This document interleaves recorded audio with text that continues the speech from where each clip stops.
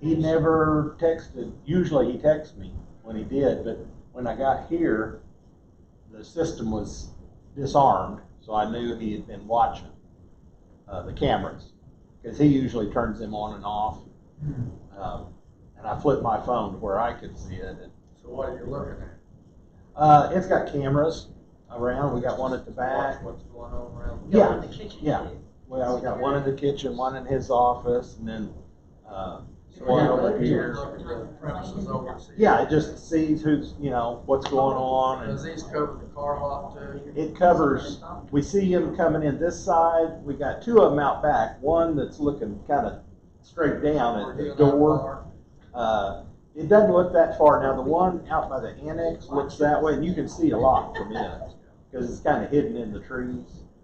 We had a couple of more up, one right over the front door. Are these wireless? One, they are, and then one over at the annex on the front of it, and somebody that lived around here took them down. Oh. They That's stole really them. nice neighborhood. I mean, it's got a picture of them showing them. He's got a hoodie on and stuff, but he's got a little hook. He reaches up there and yanks it until he gets it down. Not so nice. So we put them up higher. Are they solar powered or? No, they got battery in them, but they last 2 years. They only come on when it senses anything, motion, any kind of motion. It'll come on and connects to the wireless. So they got the two in the front, is that what you're saying? We got one over here that looks towards the front, towards the street, and then one inside the front door looking out. So it doesn't come on unless somebody comes in. The ones inside has to be a motion, and it's not. It can't see through the glass. That's the problem. So we figured if we covered that way and then covered his office and covered this office, they can't really get through the windows. I mean, they could these over here way up, but the neighbors watch pretty close. Yeah, they really do. So especially straight across. over Two here, of and then them. our friend back here, he watches really too good. when he's Caught me home. one day back here, I was unloading some stuff in the dumpster and he come out. Yeah. So- When I come to clean, they always wave to you. Hi up there. Yeah. Well, I thought that was good. Oh, it is. It is. It's real good. So let's go ahead and get started. We're in Matthew chapter 7, and it's continuing on the Sermon on the Mount. And the first two verses is, "Judge not that ye be not judged. For with what judgment ye judge, ye shall be judged, and with what measure ye meet, it shall be measured to you again." Now, a lot of people take this to say, okay, you can't judge anybody.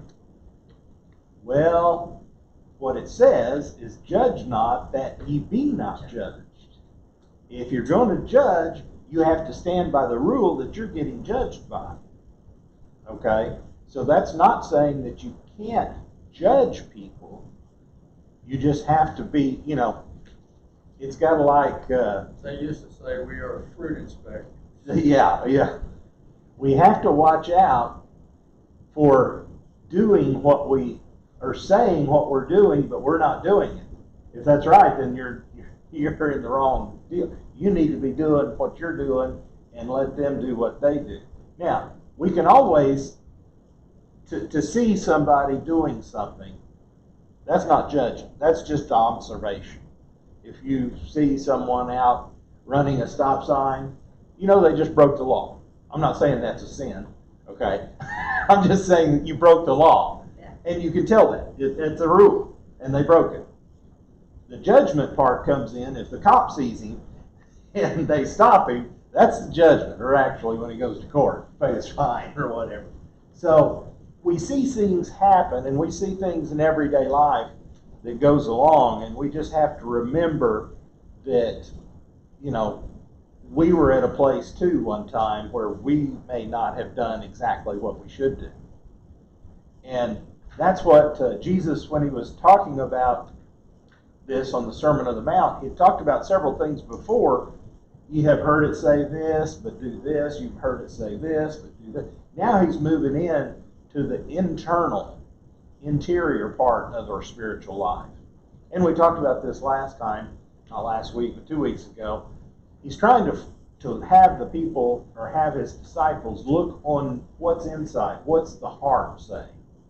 Okay? You can look up on somebody to lust after them. Well, if you've lusted in your heart, you've already committed it. Well, you haven't already committed it, but it's going to lead you down that road if you're not careful. That was one of the things.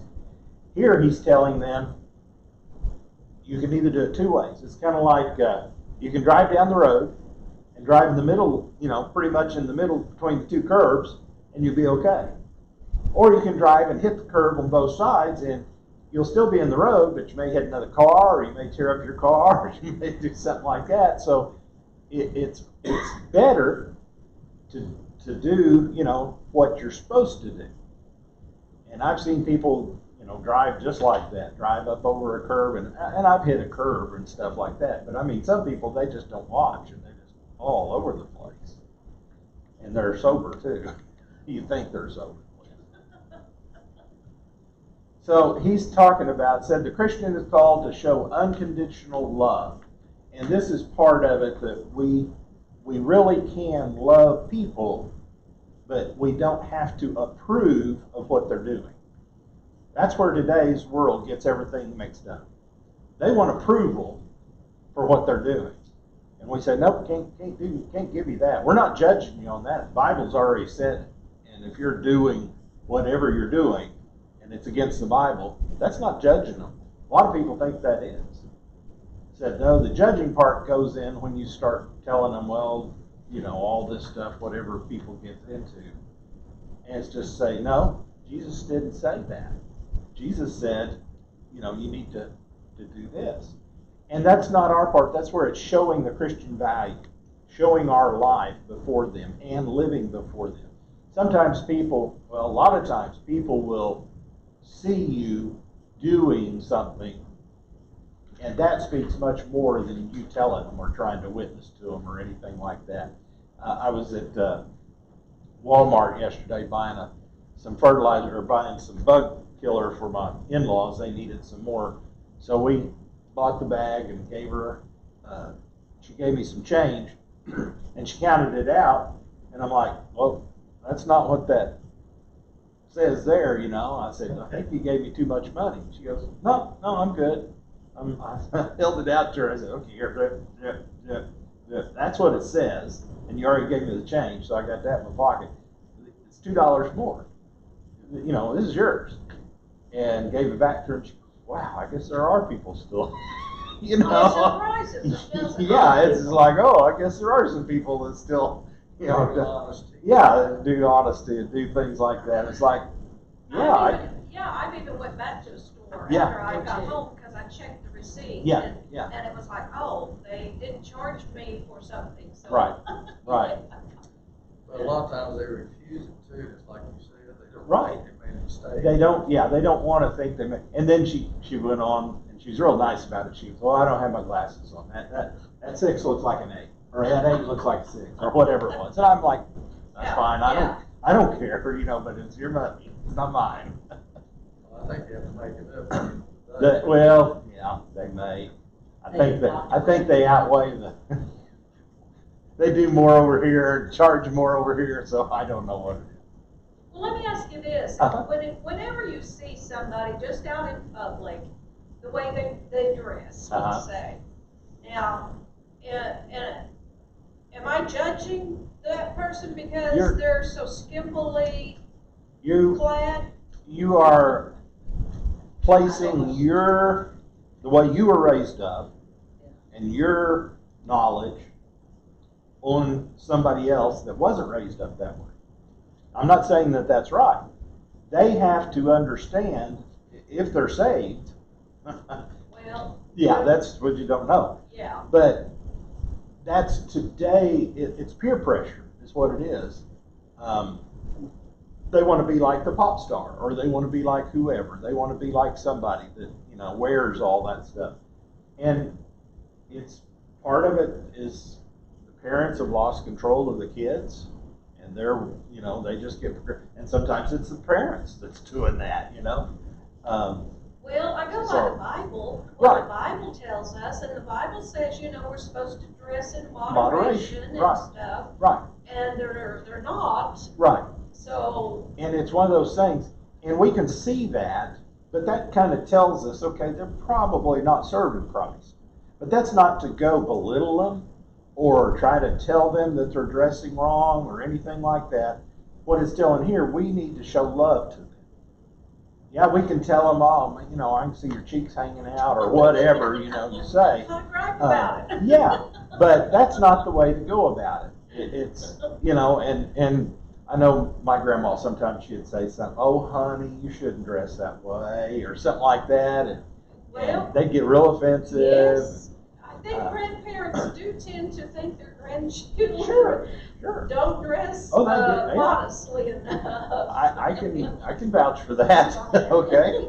Yeah, I've seen some of my grandkids dress. But that's one of the things. They're not grandkids either. Now, I think we're That's the point where they can go naked if they could. well, and some people have. I mean, that at the White House, they had that gay parade or whatever they had up there at the White House. One of them, it wasn't naked, but it was topless. You know, and they thought that was okay because they were celebrating their the gaiety or whatever you know. It's just like, and then afterwards they come out, the White House came out and said, oh no, that was way out of line. You know, well, of course they got to say that, but they were probably encouraging. Who knows what it was? So as long as I don't go up to them and say, you need to get covered up better, then my opinion based on what, you know, I think the Bible tells us to do is okay. Well, the page 2 kind of goes over that a little bit. It says, we break this command when we think the worst of others. Okay? We break this command when we only speak to others of their faults. We break this command when we judge an entire life only by its worst moments. We break the command when we judge the hidden motives of others. We break this command when we judge others without considering ourselves in the same circumstances. And we break this command when we judge others without being mindful that we ourselves will be judged. So, I don't think you're judging them. You're seeing them and you're like, I don't think I'd ever let my kid go out like that or whatever. And yeah, it's to us, it's indecent. To the world, it's not. And it's getting worse and worse. Yes. So, just like you said, I mean, we went over 1986 or 87, we went to Germany.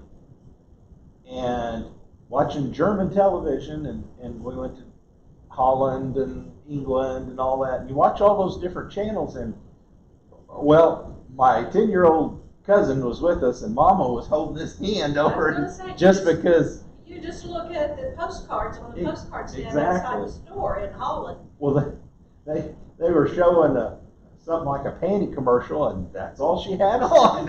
And he's like, you know, didn't have anything else. So I can't remember what it was, but it was something like that. And that's the Bible judges. The Bible is it. It's here.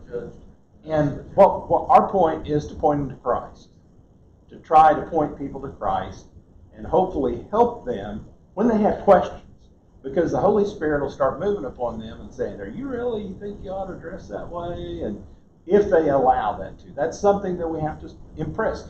And new Christians need to be helped.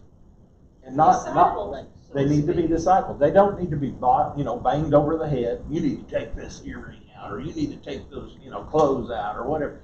We just need to accept them. And just as they start asking questions, just kind of show them the Word, Not have an attitude of pushing our opinions on it, because as it's gone, I know I've been looking at my great-grandparents, found some pictures this week of some relatives back a couple of generations. I didn't know you had them. And you can tell by them, you'd look at them and say, oh man, they were poor folk. The boys had the overalls on, and they were cutting about right here because, they were hand-me-downs, and then they were ragged the rest of the way down, had holes in them and stuff like that. It's a style today, it is. But back then, you could tell they were farmers and they were poor. They were dirt poor. But that's just, it changes over time, the way the world is, and that's why we need the Bible to give us this center in moderation. What is moderation? Some people will say, well, I can do it and not get hurt by it or whatever. It doesn't. Well, that's true, but you gotta. What we knew as we go through and train them is like, how are you portraying yourself to someone else? And if you're making someone else look on you and look lustful or whatever after that, you probably need to change. That's because that's throwing that temptation out to them. And it can be the guys too, going without the shirts or going with the pants hanging down to their knees, you know, showing their underwear and all this. Joyce Meyer, I've talked about her quite a bit because I listen to her. I like to listen to her. I like to hear her. She told about she was teaching a young women's class. And she was wearing short shorts. Yeah. And she didn't realize that was not appropriate. Right. As a teacher and a godly person. Right. God began to work on her. And he took care of that. Nobody had to, I guess, tell her. Right.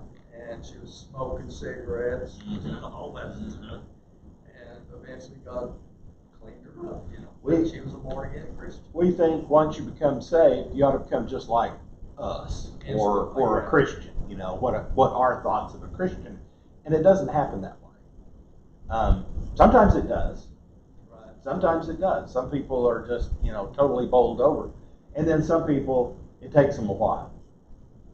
And they're still, as long as they're walking in the best of the life that they know, and they're reading that, then that's, you know, they'll learn.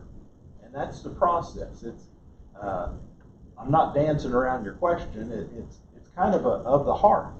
If you're doing it of the heart, well, you know, I sure wouldn't be caught. Well, you know you wouldn't be caught out like that, but don't degrade her. You know, you just look at her and say, oh, that poor girl. Just pray for her. You know, or something like that. That's what you have to do, or that poor guy, or whatever it is. I shared this in Sunday school class. I'll tell it again. Maybe all of you heard anyway about it. She told the same. It was her too. And she told about this one child had this purple hair, red hair, and she was trying to clean up the outside, you know, and this person was with her was a real born again Christian that knew how to be a godly person and work with people. And what she said was, I was trying to clean the fish before I caught them. And this person was trying to catch the fish and then clean them. Yeah, there are certain things that, you know, it bothers me. I have to kind of look away. Well, It's like an example of a friend of mine, when she was a teenager, she loved all colors of hair, green, purple, you name it. But her teenage fears in church made fun of her. Criticized her all the time. She now will go to church because they really hurt her. And she just thinks that's what they do in church now. Well, that's immaturity for one is thing. A Christian, but, and she talks with her and tries to get her to understand, but she was just a teenager. She was really hurt. That's immaturity that they are easily impressed upon, and kids are so cruel. I mean, they are. And her grandma didn't care as long as she's going to church, you know. Right. But it was her fears that really did it for her. And it is. It's like I said, it's that peer pressure that they want to be like, you know, it's so odd. They want to be different. So they get up, but not, but they don't want to be. So it's just, I don't understand.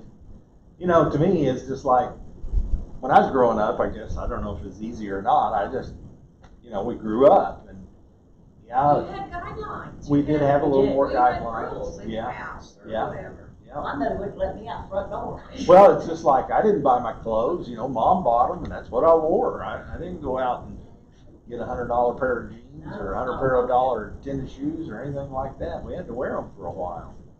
So, My daughter said that. I said, well, when you get a job. that can be.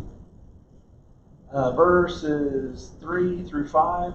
Harold, you want to read for us? Harold Morrison. It's on page 3. Why beholdest thou the mote that's in thy brother's eye, but considerest not the beam that's in your own eye? Or how will you say to your brother, let me pull out the mote out of your eye, and behold, his beam is in your own eye? You hypocrite, first cast out the beam out of your own eye, then shall you see clearly to cast out the mote out of thy brother's eye. Why do you look at the speck in your brother's eye, but you do not consider the plank that's in your own eye? figures of a speck and a plank are real figures, yet used humorously. Jesus shows how we are generally far more tolerant to our own sin than we are to the sins of others. And that's fine. That's basically what it is. We can't. We'll see somebody's fault, and then we may not want to admit our own fault. Well, I don't remember where in the Bible, but there's that scripture that says that a person is right, their ways are right in their own eyes. Sure. Yeah, proverb, I believe. Yeah. But it is. It's the way we think it is. We can do something, and well, it's okay. But if somebody else does it, no, you can't do that. We get so much. There are so many things that whatever your buttons are that people push, and then we have buttons that we don't. We look at people and it's like, you'll hear a pastor say something like, "Hey, it ought to be this, that, and the other," and they're sitting here like 450 pounds and all that. It's like, well, gluttony is still a sin as far as I know. One of those things. And talking, gossiping about somebody or something like that. That's what Jesus was talking about in the first part of this Sermon on the Mount. We need to say yay, yay, and nay, nay. Don't be talking about something that you don't really know about. And sometimes it seems like we get in a place where we just want to blend in with the conversation too, and we throw something in, and we may not know if it's right or not, but we think it is, and it's, we get caught up in it.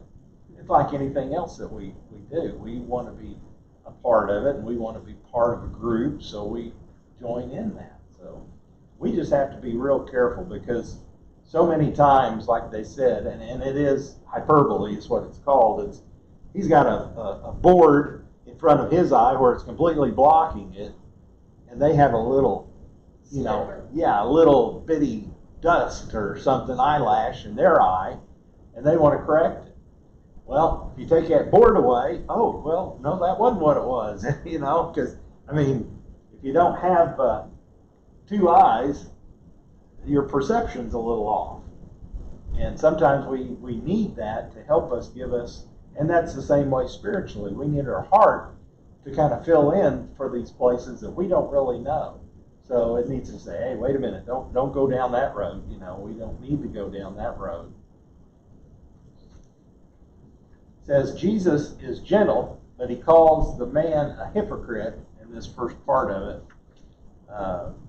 that he's talking about, the plank. He fusses about small things in others and pays no attention to great matters at home in his own person. And that's Spurgeon.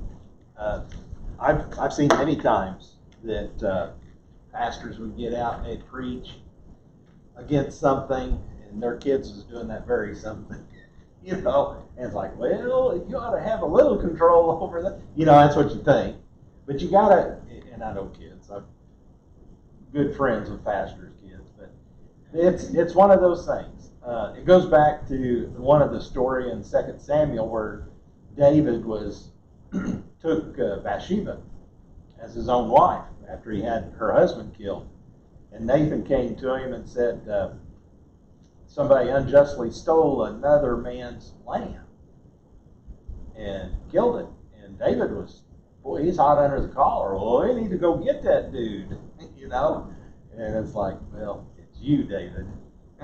And he figured out, yes, he said immediately, he saw that he was in the wrong. And he'd already had it, I can't remember the name of the man, Uriah killed. It put him up towards the front of the battle so he could get killed, and then, okay, now it's okay, I can have his wife because she's a widow. Well, yeah, but he got it the wrong way. He actually was the one doing the killing. Verse 6, Iris? Give not that which is holy unto the dogs, neither cast ye your pearls before swine, lest they trample them under their feet, turn again, and rend you. As Jesus reminded us that he did not mean to imply that the people of his kingdom suspend all discernment, they must discern that there are some good, precious things that should not be given to those who will receive them with contempt. Sometimes, we see it. Our little granddaughter's 3 years old, so you can really see coming out of. She'll get presents at Christmas or birthday or everything. She'll open it up. Oh, okay. Open this one up. Oh, I like this. I play with it for a few minutes. She wants to open it, Mom says no, so she puts it over the side, and then close, and throws them back. That's the way we are sometimes with Christ. We get things from Him all the time, our health, and continue to our food and all these things, and we're unappreciative of it. So that's what He's trying to tell us, that we don't want to cast our pearls. Put our pearls out there before swine. Swine don't have anything. They don't care about pearls. They're going to trample all over them. So we just need to be more careful with that. 7 and 8, Bertha, page 6.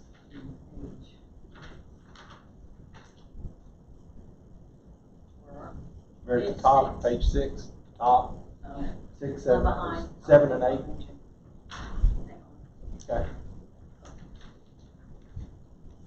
Ask, and it shall be given you. Speak, and you shall find. Knock, and it shall be opened to you.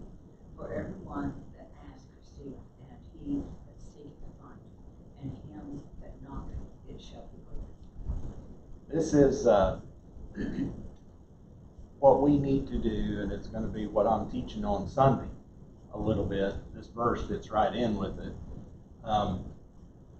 It's a progression of intensity. First you ask somebody, or if you ask, if they're home or whatever, hello, anybody there? And then the next one is knock, seek for them, look for them, and then knock.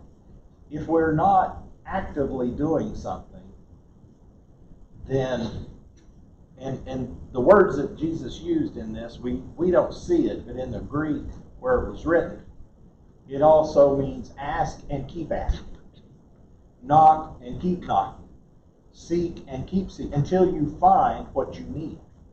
And it's perseverance. And I've heard some preachers on the deal, oh no, you just ask one time and then you shut up, because it said you don't do vain repetitions. We had this before in the Sermon on the Mount. It said don't do vain repetitions. No, it's not vain repetitions. What he's talking about is praying prayers over and over, saying the very same words over and over.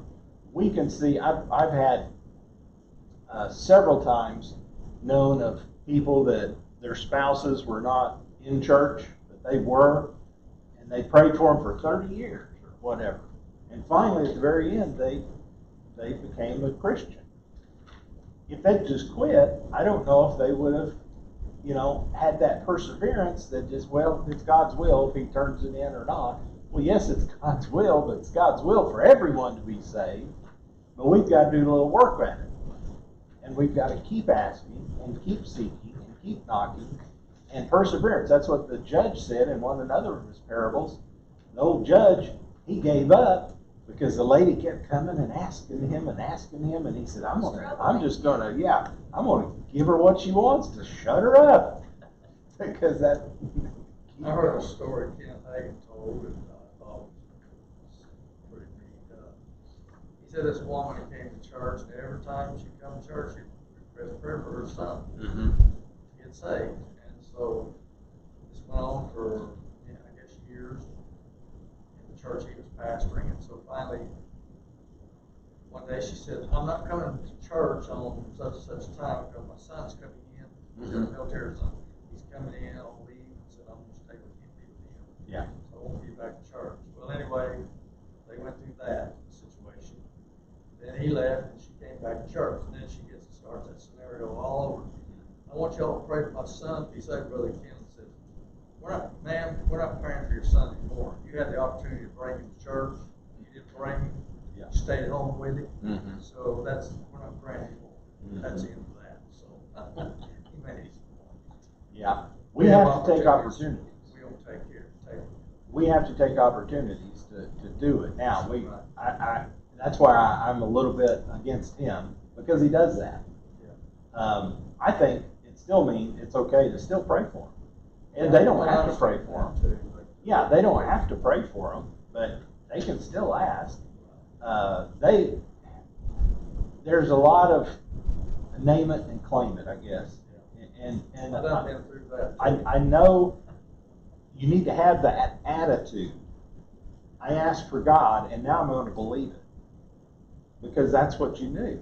I mean, that's what you're believing. If you don't believe it, you can ask all the time, and it's not going to happen. So you have to use judgment, again, like you said, with what's going on. Yeah, you can ask for prayer, but if you're not praying for your son, if you're not doing what you should be doing, and sometimes that's what people, and I've noticed sometimes they'll say, oh no, so-and-so has to pray for me.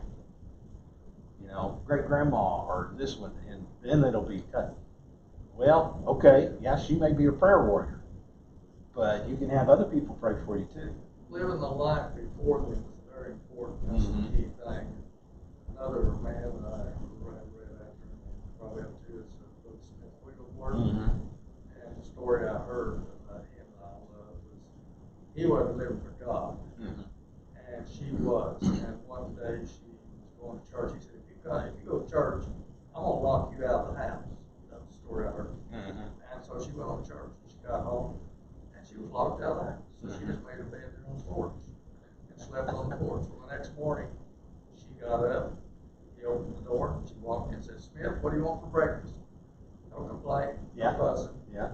And fixed him breakfast. Well, eventually he became a great man of God. Many people were raised from the dead, demons cast out by him. She lived a life in this example. That's right. So many times we get upset with people, I guess, and things when it's not going our way. We hate change. I mean, we just don't like change at all. Today I went to go get my allergy shots, and for the last 7 years I go up there on Wednesdays because in Owasso they come to church. I mean, they come up there Wednesdays, and you can go. They're there from noon to 4 o'clock. Go anytime, you can get them. We get up there today, and there's a whole bunch of people in line, and it's like, what's going on? I mean, there's always usually 2 or 3 people in line. And as you get up there, the lady's like, oh, we've just changed. There's been too many people coming to Wassa now, so you've got to make an appointment. And it's like, what? So some people made an appointment, some people sat there, and some people said they'll come back, and so it's just like, okay, we don't like it. Kind of ruffles our feathers, but it's the way they're going to do business, so you have to adjust to it and go on about it. And sometimes we have to do that in our lives. We have to make changes. And if we're not moving forward, if we constantly aren't moving forward in our lives, in our Christian lives, then we're usually going backwards. It's kind of like hanging on to a rope when you're doing, I don't know if you've ever done those rope climbs. You can hang on to that rope so long, but you'll give out if you give there too long. You either going up the top and touch the bell and get down, or you get on. So we have to continue moving in our Christian way. And there are those that bargain with God too.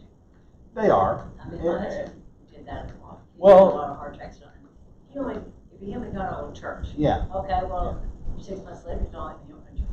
Yeah, and that's and we should never tempt God like that, but it was shown in the Bible. Gideon did that very same thing. Only died at 59 years old. And we have to wait. I mean, we have to figure it out on him. Verse 9, 10, and 11, Janice, can I read those? For what Janet, man is sorry. there of you, whom if his son asks bread, will he give him a stone? Or if he asks a fish, will he give him a serpent? If you then, being evil, know how to give good gifts to your children, how much more shall your Father, which is in heaven, give good things to them that ask him? Okay. What father in the right mind would give, a serpent to a kid to play with, or give a scorpion, or if they ask for something to eat, give them a rock? That's not what they're going to do. They're going to give what's good to their children. They're going to give them, and the Father is going to make sure. And that's why they're asking in here. It's going back to the ask, seek, and knock. You have to ask Him. It's kind of like one of those things. He knows what you need, but he wants to hear it from you. He wants to understand that the Father, he is worth something to you, and you will ask from him, and then he will grant it to you. Not always. Sometimes we ask for our wants. I want this. I want that. Well, we, like little kids, I want everything in the toy aisle, but it's not, what do we need? What will help us in our Christian life? That's what he's willing for us to I find. heard someone say, well, don't you want me to have a goal? Yeah. Like Solomon, he asked for wisdom, and God said, because you didn't ask for wealth or riches. Right. And other things, he said, I'm going to give you all of it. I asked for wisdom. It's one of those things we just have to understand, and God, he will give it to us if it's not going to mess us up. If it's going to mess us up, then he's probably not going to give it to us. Sometimes he will let us go on our own path. We'll say something and say, well, this is the way I'm going to do it. I haven't heard from God. Well, did you ask God? They'll say, well, no, not really. Or they just go on about their business. But God will let them do. He told the people of Israel, we read about it in Exodus several times, if you'll follow me and do this, I'll do that. They turned right around, and a week later, they'd forgotten what was going on. Couldn't even remember, So they would go back to their old ways. We can't do that with God. We have to continually move and press forward with him. Harold, verse 12. Therefore all things whatsoever ye would that men should do to you, do ye even so to them, for this is the law and the prophets. Okay. Whatever that we want done to us, okay, if we don't want something bad to happen to us, if we don't want something that, sometimes we today's society, it's awful hard to stop and help somebody along the road today, isn't it? Because you don't know what they're going to do, you don't know what they're going to say, you don't know if somebody's going to jump out and rob you or steal your car. But in the old days, you wouldn't, we picked up people, off and on all through our lives. Don't do it so much anymore. We did pick up one girl here, it's probably 2 years ago. She was going down Sheridan up here, and we were going down Sheridan, coming to a bunco party. And here's this girl right there by the airport where they turn in to some of the hangars. She was just sitting down out there. And it's about like this. It was hot and everything. Darla said, well, pull over and see what's going on with her. And she said, oh, I'm having to walk over here. And because I was all the way out to there, I've got to be over here at a certain time. And you could kind of tell. She was a little bit off. Something was wrong. And then Darla said, well, are you hungry? Yeah, I'm hungry. And Darla bought her a meal for the bunco deal, so she gave it to her, and she was, and we took her. She had to go over here to Harvard and Pine, I think, wherever Quick Trip is over there, Pine or Admiral, one of them. So we took her over there, and then she got out. I don't ever think she said thank you or, anything like that, and we've never seen her again. But it's like, and I'm not judging her, but I like to say, well, you at least thank you for the ride over here. Because she just said, I'm not going anywhere yet. It's like, you can't stay here for the night. And it's hot, and it was everything. Some people don't want to be helped. They don't. They want to ply upon people's, goodness to them. We see those a lot. I talked to a young lady just a couple months ago, right at Harvard and 28th Street. Just coming back to the Salvation Army Citadel there. She could tell she was a little off, and that she probably needed some things, And my girlfriend and I stopped and asked her to come to the car. But the more we talked to her, the only way she would help is if you give her everything she wanted. Sure. And I said, well, let me take you to the shelter. No, I can't do that. It had to be all her way. Right. And I looked at my friend and I said, you know what, she doesn't really want to No. help. But going through that for the years, you can tell. Well, we was kind of commenting because we got there. I had to go buy Darla something else to eat, so because she would eat a bunco. But we got there and looked in the back seat. She'd taken the chicken and the fries, but she didn't take like the squash and the okra or whatever, you know, it's like, well, if you're that hungry, you know, you would have took everything and eaten it. But I have a story on a CD that I love dearly. It's I heard it on the radio years ago. A man named Norman. I don't think anyone's ever heard of that. But it's quite a story. This man is a godly man. He wasn't a preacher, I don't think. Just a man of God. God was using the man, but he'd heard about this man named Norman. He was weird. He was a weirdo. And he heard so many bad things about him, and God moved him, and they bought a house, and of all things, they moved right in front of weird Norman. And he thought, God, why did you move me down here? I don't want to live down here with weird Norman. So anyway, God spoke to him one day, "I want you to go over and speak to Norman." So he saw Norman out in the yard working on the lawnmower. He's a big old tall guy. He went over there and started talking to Norman and said, "Norman, you working on your lawnmower?" Norman said, "Norman, are you working on your lawnmower?" Everything he'd say, he'd repeat it. Felt like a nut, you know. So anyway, to make the story short, he said he went through all these scenarios, and finally one day he asked Norman if he'd like to go to this football game. Yeah. So he told him, he said, this is dead summer like it is right now. And so anyway, he said, "Okay, Norman, I'll pick you up. We're going to get you a ticket. We're going to take you out there." "Okay, that's great." So here comes Norman out of the house with a big old overcoat on, long overcoat. And he said, "Norman, you don't need that overcoat. It's hot." He said, "I need the overcoat." So anyway, they go to the ball game, and they're sitting there, and everybody's standing up doing all their thing, you know. So anyway, Norman stood up and he told Norman, he said, "Take your coat off, Norman."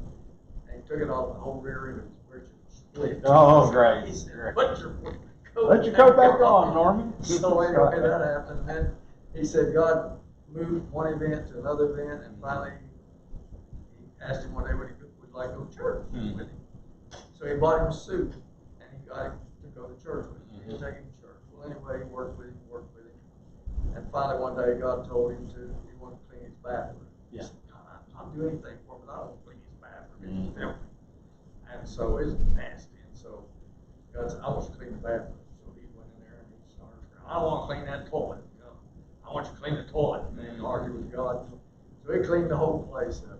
And one day when he was fixing to take him somewhere on his church or whatever it was, and happened in the ball game, he said, "Norman, take a bath." So he goes there and gets, just like a little kid, gets in the bathtub, plays in the water a little bit, gets out, dries off. It's filthy. He didn't get clean. So he said, "Norman, getting back in that bathtub," he went there and scrubbed him with a brush, gave him a bath, cleaned him up. Well, anyway, the end of the story was, I guess sometime it involved that he didn't see Norman for a while. Yeah. And Norman got sick. And he went to see Norman or whatever, and Norman was going to talk to him about his soul salvation. And he let him know right then. He said, "I'm ready." And he didn't pull all that crazy stuff he's doing for her. He said, in other words, he said, "I'm ready to meet my maker." Yeah. And going home. Yeah. But he had reached a soul, and that soul actually found the Lord. That's right. So it's quite a story. It's hard. We have to try to touch people when we can. Right. You know, it's a lot of times it's maybe just our neighbors or somebody in our lives somehow. And whatever it is, we just need to be there for them. We don't have to be superhuman. We don't have to do all this stuff. We just be there for when they need us. Let's read 13 and 14. I guess that's me. "Enter ye into the strait gate, for wide is the gate, broad is the way that leadeth to destruction, and many there be which go in thereat. Because strait is the gate, and narrow is the way which leadeth unto life, and few there be that find it." Now this, the strait gate, it's literally called a wicket, okay? And what that is like, if our double door there, you know, there would be another door in it that would be smaller that you could go through it. And that's what it's referencing. Back in their time, they had a big gate. We saw all these over in Jerusalem and Israel, wherever we're at. The front of the, going into a city, you had a gate. And then usually it was big because they'd bring their horses and everything in. Well, at night they'd close that up. If somebody came during the night and they wanted to come in, they had a smaller door that they could open up, and that would just let, you know, a person kind of slide through there. Horse or stuff, maybe, but they'd really have to work at it. It's kind of like the same thing as the needle's eye, a camel going through a needle's eye. That's a different one, but it's kind of like that. So it's something, the life that he's asking his disciples to live and us, it's not for everybody. I mean, he wants it to be for everybody, but not everybody's going to accept it. And what he's getting fixed and ready to tell them is he is that gate. He is that way. He is that life. And they have to go through him. And that today, that just don't fly with the world. They don't want this one, you know, only one way. They want it to be able to go through Krishna or all the different Buddha and all the different gods, Muslim. All the ways lead to God. Yeah, and it's not that way. Used to have that motto that you see bumper sticker with a one-way like the street sign. Yeah. That's the way they advertised back years ago. We don't see it anymore. No. Jesus is not encouraging committed disciples to press on along the narrow way and be rewarded in the end. He is rather commanding his disciples to enter the way marked by persecution and rewarded in the end. Sometimes that way, he was telling them up front, it's not going to be easy. The way that you're going, it's not going to be pretty. You're not going to get rich. You're not going to do this. That's what he's trying to tell them. There's only one way that you have. He was living the life before them. He didn't have a house. He didn't have anywhere that he could lay. I mean, he did sleep, you know, in others' places, but he had very little of his own. And that's what he's calling his disciples to do. Some of them did have houses, and some of them did have wives and, you know, families and stuff. So they had to understand that the short term for their life, they would have some persecution, but after that, they would get rewarded in heaven. Some of them never returned to their lives. No, some of them didn't. You can imagine how hard that was for them. Let's see, down at the bottom of page 10, Harold Morrison, you'll read 15 through 20, those next few verses. Beware of false prophets which come to you in sheep's clothing, but inwardly they are ravening wolves. You shall, does that read the rest of that? Yeah, you read. You shall, Yeah, go on ahead. You shall know them by their fruits. Do men gather grapes of thorns or figs of thistles? Even so, every good tree bringeth forth good fruit, but a corrupt tree bringeth forth evil fruit. A good tree cannot bring forth evil fruit, neither can a corrupt tree bring forth good fruit. Every tree that bringeth not forth good fruit is hewn down and cast into the fire. Wherefore, by their fruits ye shall know them. We're fruit inspectors. We have to know what's going on. We have to know what it is. This week, was it this week? Late last week. I just watching them. I've had about 4 or 5 pretty good squash come off. Not very big, but you know, nice ones. And we fried them up, eat them. I was watching them. They had some pretty blooms on them. I thought, man, we're going to get some good ones. And I've been reading about them and trying to train them up on this pole to keep them so I could watch for the bugs going up and down them. It wasn't Monday, I guess it was. They were just all dead.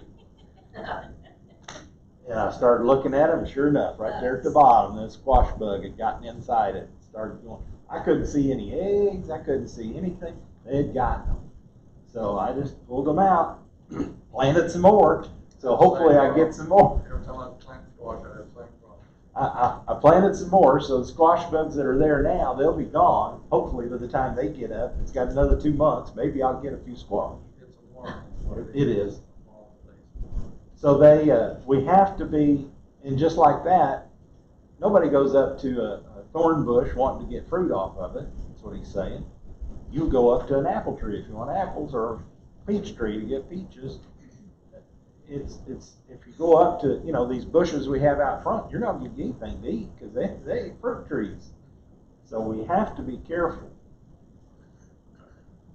And it also is meaning to us too. We have to show our fruit. If we're Christians and we are bearing the fruit, and people will come to us for that. Well, they want to see the fruit.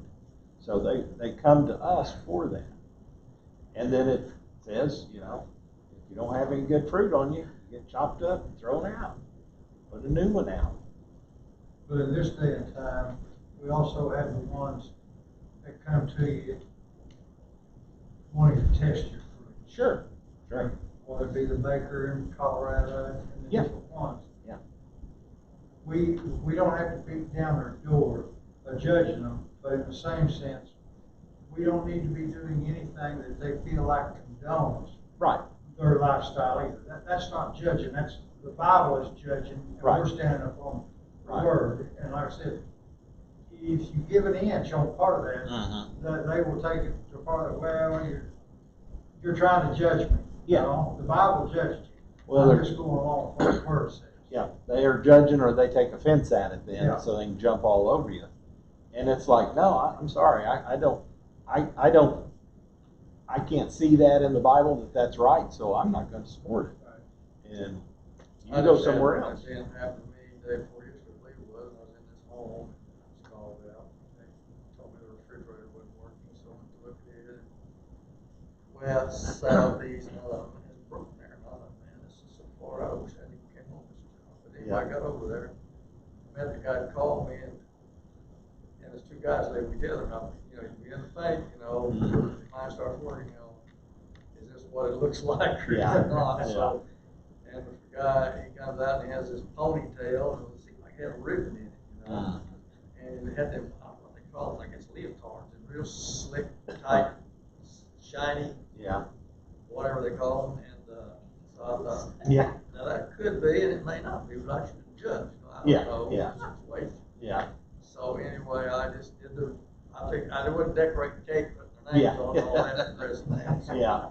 anyway, I was just fixing the refrigerator, so I fixed it, got my money and left. Yeah. And so they were glad to get it fixed. So Oh, anyway, sure. But we can, I've been in homes, you know, and sometimes we wonder and question, you know, about things. Right. And that's one of those things that, here again, you have to use wisdom and you have to use a little bit. That in doing that, you're not condoning what they're doing. You're just doing your job. Okay? Now, if it's something that offends you that they're asking you to do, then no, I'm not going to do that. That's, you know. But we need to have the scripture to back it up. We do. When we're saying that. We do. Now, what do you think about this? Well, the Bible says this. That's right. That's right. And most of the time, like his, no, they're not even going to enter into anything like that. So. Yeah, you don't have to beat down their door trying to preach to them. Like I said, do the job, go on. But they need to be prepared also if they go to asking questions, Right. wanting approval of something. Well, the Bible says this. We got us a generator 7-8 years ago, a whole house generator out there, and because we had power issues going up and down, we was out on the rural electric. They fixed it a little bit better now, so it's better, but we still would lose power pretty often. So we got this. We got it at the house home show thing. It's called Faith Electric, and they're the ones put it in. And I just noticed the other day they've actually been bought out now from this place in Oklahoma City, and they're not called the same thing because they bought them out. But on that generator is that Faith Electric, and then at the bottom it says Serving Jesus through, you know, on that. So everybody that comes in there is going to see that. That symbol's there. Now not everybody in the world is going to come see that for me, but anybody that comes out and works on it, they're not of that company now. They're going to know that that's part of it, and that's one of the reasons why I'm trying to help support, you know, Christian organizations, Christian companies. Today, when the Good Samaritans come out to cut all the wood up, load it, put it in the bag and all that, and the big log, got that big round laying over on the side. Yeah. This guy went with a chainsaw, and he didn't say nothing to nobody. This guy standing there with me, and I'm watching him observing. He goes, cuts across that log like this. It looked like a frown. Yeah. I thought I was going to put a happy face on it. Yeah. And then he was doing some other carving up here. guy's here says he's putting a cross on it. Well, then I again began to look at it. It was a tall cross, about this tall, and this was the heel, and this was a tall cross. And he put two little crosses over here on either side, and so he carved that on that log. It's still on there. Still on it, I yeah. took a picture of that. Yeah. Neat. 21, 22, and 23. Iris? Not everyone that saith unto me, Lord, Lord, shall enter into the kingdom of heaven, but he that doeth the will of my Father which is in heaven. Many will say to me in that day, Lord, Lord, have we not prophesied in thy name, and in thy name have cast out devils, and in thy name done many wonderful works? And then will I profess unto them, I never knew you. Depart from me, ye that work iniquity. That was a little hard on people as far as trying to understand. They're like, well, I've done everything that he asked. Well, no, not really. He said, not everyone that saith unto me, Lord, Lord, shall enter. They can recognize Christ. You can say you serve Christ, but if your life's not living up to it, that's what he's getting at. That's what's going to get you in. You can do things, but it's just things. That's works. You can't work your way in to be a Christian. You can be a pastor, but if you're not saved, you're not going to heaven. Sorry. Any of y'all remember Dora the Queener? Any of you go back to Oh, yeah. remember him? Yeah. Country preacher. He preached for us at IYC. He was in the General Assembly, Mm-hmm. and this statement he made, he said, if the Lord should come right now, there'd be enough people left in this assembly to carry on. Yeah, that's right. We had I listened to a guy on Sunday night or Tuesday night. He has, they got a little office or something up there. He plays guitar and sings, and his wife plays in the background. And he was finishing up his message here the other day, and he said, well, next week we'll see you right here again, unless the Lord comes and the rapture comes. And he said, in that case, his wife's named Diane. Diane will be here next week, but I'm going to be gone. It'd be an honor. She just laughed. She's like, I'm going to get you. I'm going to read the rest of it so we can get finished up. 24. Therefore, whosoever heareth these sayings of mine and doeth them, I will liken him unto a wise man, which built his house upon a rock. And the rain descended, and the floods came, and the winds blew and beat upon the house, and it fell not, for it was founded upon a rock. And every one that heareth these sayings of mine, and doeth them not, shall be likened unto a foolish man, which built his house upon the sand. And the rain descended, and the floods came, and the winds blew, and beat upon that house, and it fell, and great was the fall of it. Let me go ahead and read the last two also. And it came to pass, when Jesus had ended these things, the people were astonished at his doctrine, for he taught them as one having authority, and not as the scribes. The scribes were just talking about things. They would read and kind of interpret a little bit about what the scriptures were. Jesus was talking from the heart. He said, this is what this means. This is what you should be doing. This is that. This is, and that in these next, the 5, 6, and 7, the sermon that he gave to him, he gave them an outline of how to live and how to do it. The scribes didn't do that. The scribes and the Pharisees, they said, this is the law, and this is what you do. You follow the law.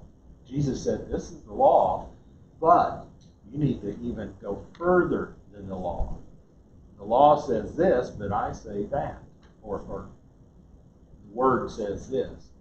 And he was trying to push them that it's what's in your heart that really matters. If we're doing things for God, then, and it goes back to that previous verse where it's talking about the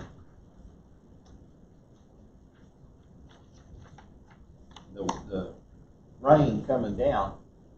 Whoever has a foundation, they have a good foundation in Christ, things will come upon them, whatever come may, and it's not going to bother them. But if they're not really of Christ, and it goes back to the previous ones that he's talked about, many people will say, Lord, Lord, but they're not really serving. He's saying you will be known by your works. Not that you are saved, but they'll say, he does this and he does that. And that's the same as Jesus did. That's what Jesus was doing. That's what he was trying to tell them and point them. And Jesus would tell them, I do the Father, my will of the Father. Not my will, but I do what the Father has me to do. So that's what he was trying to tell them and trying to show them he's going back to the Father in all this time. And that's what they need to do. When he's gone, they need to go back to the Father and seek his will, seek his way. Because that's what he told them to pray. Last week, or last time we had it, is the Lord's Prayer. What we say is the Lord's Prayer. So, questions, comments? Very good. Very good. Did you read the last one? I did. 28? 28, 29, yeah. I went through it real quick. But there's a lot more in here. If you want to go through it and read the commentaries that they picked out, they have some more interesting details. That, Well, it's getting cool here now. yeah, yeah, I know. It's good to have you in the class. You are preaching Sunday, brother? Yes, I'm teaching something. I'm not a preacher. Because I'm on teach, I'm preaching. I can preach and teach all day. I don't get very demonstrative as preachers usually do. But Jesus was a good teacher. Yeah, yeah.